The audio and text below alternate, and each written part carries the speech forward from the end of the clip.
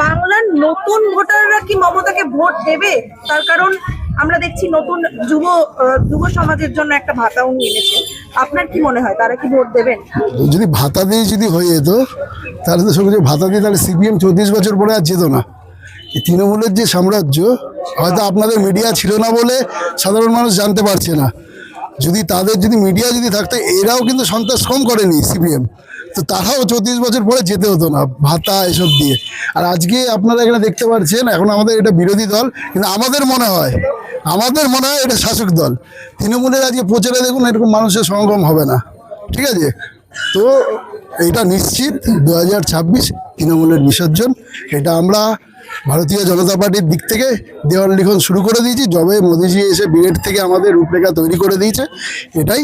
কিন্তু আমরা যে আবিরটা খেলবো আগামী 6টা মে, আপনাকেও আহ্বান রইল, আপনিও আমাদের মধ্যে উপস্থিত হবেন।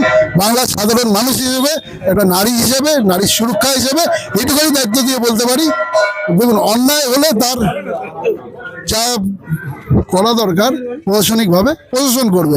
আমরা নিজেদের কাছে আমাদের পাওয়ার আমরা তৃণমূলের মতন হাতে তুলে নিইনি, তার জন্য প্রশাসন আছে, কিন্তু প্রশাসনকে সঠিকভাবে তার দায়িত্বটা পালন করতে দেওয়া হয় না। এটাই এই রাজ্যের সব থেকে বড় ক্ষতি হচ্ছে এই কারণে।